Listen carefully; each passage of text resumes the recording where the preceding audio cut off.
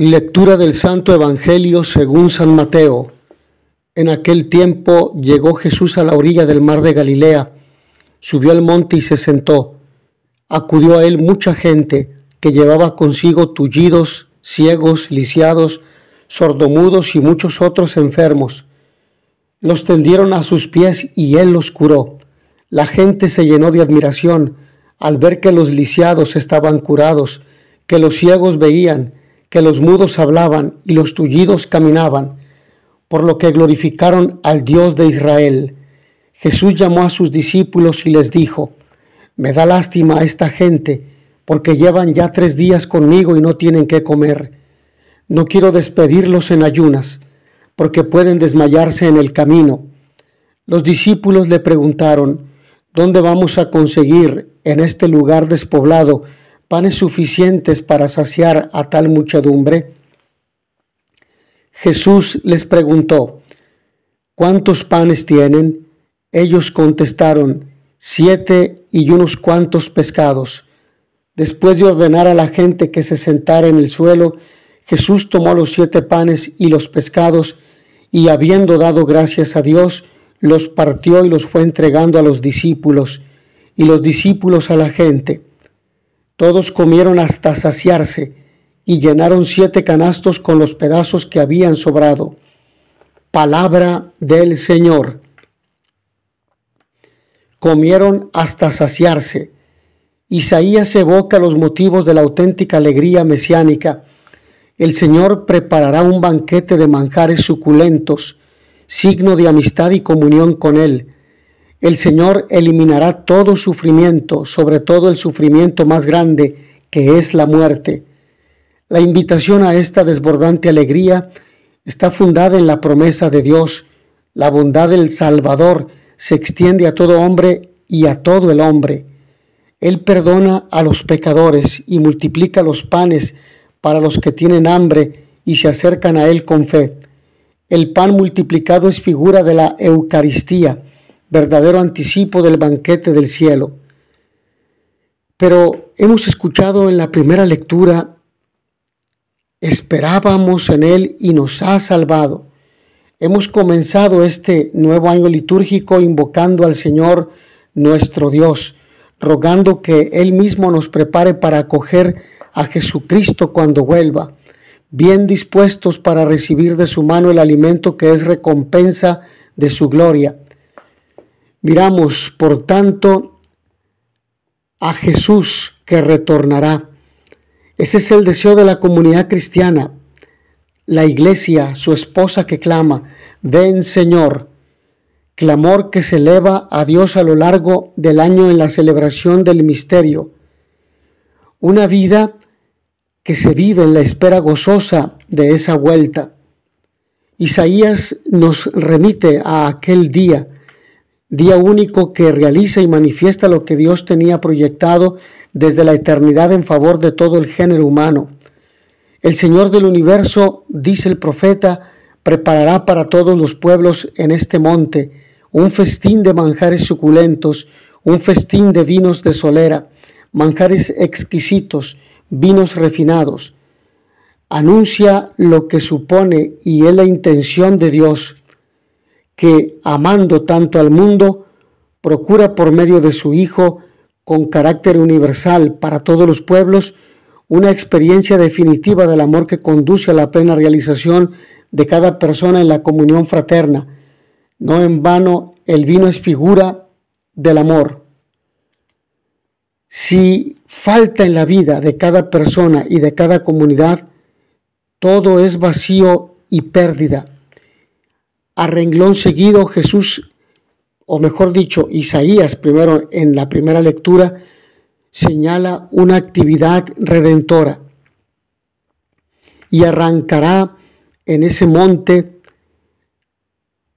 el velo que cubre a todos los pueblos, el lienzo extendido sobre todas las naciones. Se trata de permitir que pueda verse la obra de Dios que libera a cada uno y a todos los pueblos, es decir, a la humanidad entera.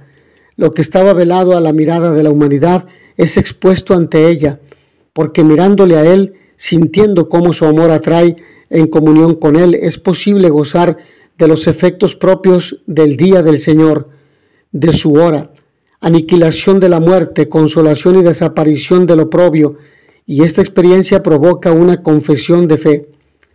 Aquí está nuestro Dios, esperábamos en Él y nos ha salvado. Este es el Señor en quien esperábamos. Celebremos y gocemos con su salvación, porque reposará sobre este monte la mano del Señor. Este es nuestro Dios de quien esperábamos la salvación. En el pasaje de hoy, Isaías anuncia la celebración de un banquete para el final de los tiempos que tendrá lugar en el monte Sión y en el que Dios, presentado como Rey Oriental, reparte sus mejores dones con abundancia, de modo que todos queden satisfechos. En Oriente y en la Biblia el banquete es un rito de entronización real, al que solo son invitados los aliados y amigos. Dios ofrece este banquete de alianza no solo a su pueblo, sino a todos los pueblos de la tierra. En la antigüedad, durante el banquete, el anfitrión reparte regalos a los invitados. También Dios regala en primer lugar su manifestación a los pueblos que antes caminaban como ciegos. Este gesto representa una invitación a la amistad basada en el conocimiento y la contemplación. Nada puede ser mayor que la relación con Dios en cercanía, que es la fuente de todo bien. Luego le sigue otro don: aniquilará la muerte, y después promete que enjugará las lágrimas de todos los rostros, consolará a todo su dolor. Por fin la comunidad entera entona un cántico de victoria al Señor sobre sus enemigos, representado en el pueblo de Moab, que en la historia de Israel simboliza todo lo que causa tristeza y dolor. Es la mano poderosa del Dios de los ejércitos, en hebreo Yahvé Sebaot, que combate contra 1000 manos enemigas en cada batalla. Los factores generadores del hambre, del dolor, de la muerte y de la tristeza de la gente son muchos, pero no son más poderosos que Dios. Dios viene al encuentro de las esperanzas humanas y va mucho más allá de lo que cabría esperar.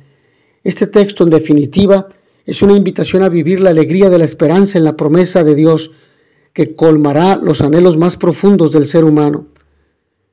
Por ello, se dice en el texto evangélico, acudió a él mucha gente llevando tullidos, ciegos, lisiados, sordomudos y muchos otros.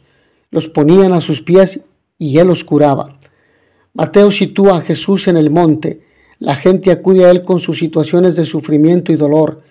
Es la manifestación de cómo se ha escuchado su palabra, invitando a ir a él. Vengan a mí los que están cansados y agobiados.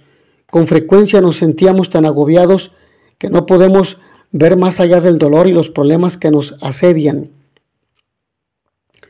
Esta situación por la que atraviesa toda la humanidad en nuestros días, ¿a quién acudir? Las palabras alentadoras de Isaías se reflejan en este subir la gente al monte, al encuentro de Jesús y dejar ante él a sus pies todo lo que le aflige, y él los curaba. El gesto de colocar a sus pies es elocuente. No hace falta decir nada, es suficiente ponerse ante él colocando la propia realidad, en la certeza de ser mirados con benevolencia por parte suya. Una mirada compasiva que va siempre más allá. Es la compasión solidaria que experimenta en sí mismo todo el dolor colocado en su presencia. Siento compasión de la gente porque llevan 3 días conmigo y no tienen qué comer. Y no quiero despedirlos en ayuna, no sea que desfallezca en el camino. En esta voluntad salvífica no quiere actuar solo. Puede hacerlo, pero no quiere. Él desea involucrar a todos los que estén dispuestos a colaborar. ¿Cuántos panes tienen? Le dicen lo que tienen. Pareciera imposible atender tanta necesidad con lo poco que tienen. Sin embargo, Jesús va más allá. Él estaba sentado y manda sentar también a la gente. Nos coloca en su mismo plano, nos eleva, levanta e introduce en aquello que ha señalado Isaías. Conviene tomar en cuenta el modo de proceder de Jesús. Da gracias, los parte y los va dando a los discípulos y los discípulos a la gente. Unido pues a cada ser humano, Jesús hace posible que cada uno tome conciencia de cómo puede y debe colaborar con Dios en la realización de aquello que Él tiene pensado en favor de todos los pueblos. Y podríamos preguntarnos, ¿qué preparo yo a la gente? ¿Qué comparto yo de lo que he recibido con los demás? Siento compasión de la gente. También expresa el Evangelio. El Evangelio de hoy nos habla, por lo tanto, de una muchedumbre que acude a Jesús presentándole sus necesidades. En nuestros días mucha gente ya no recurre a Jesús, incluso nosotros, y a veces recurrimos solo cuando tenemos necesidad. Y el Señor misericordioso cura a los enfermos que se le acercan. San Mateo en el capítulo anterior nos presentaba a Jesús viajando a tierra extranjera. Ello hace pensar que la multitud que le sigue en esta ocasión pertenecía al mundo pagano. Así subraya el evangelista la misericordia de Dios que dirige a todos los pueblos. Jesús se percata del hambre de sus oyentes, que llevaban ya 3 días junto a él, cosa que a los discípulos les había pasado inadvertido. Por eso Jesús les llama para hacerles participar de su visión compasiva con los pobres y necesitados, y luego actúa, multiplica milagrosamente unos pocos panes y algunos peces, y pide a sus discípulos que lo repartan. Jesús reparte el alimento con gran generosidad, y comieron todos y quedaron satisfechos. Jesús no queda indiferente ante nuestros problemas y necesidades, tanto los grandes como los pequeños de cada día. Y el Señor nos da con generosidad, como a la multitud que aparece en este pasaje evangélico, para que no desfallezcamos en el camino. Entonces el Señor ofreció pan para alimentar el cuerpo. Hoy nos ofrece el pan eucarístico, y en la Eucaristía Él se hace don. Como decía el Papa Francisco, Jesús se da a nosotros en la Eucaristía, comparte nuestro mismo camino. Es más, se hace alimento, el verdadero alimento que sostiene nuestra vida también en los momentos en los que el camino se hace difícil. Los obstáculos ralentizan nuestros pasos. Y en la Eucaristía el Señor nos hace recorrer su camino, el del servicio, el de compartir, el del don, y lo poco que tenemos, lo poco que somos, si se comparte, se convierte en riqueza, porque el poder de Dios, que es el del amor, desciende sobre nuestra pobreza para transformarla.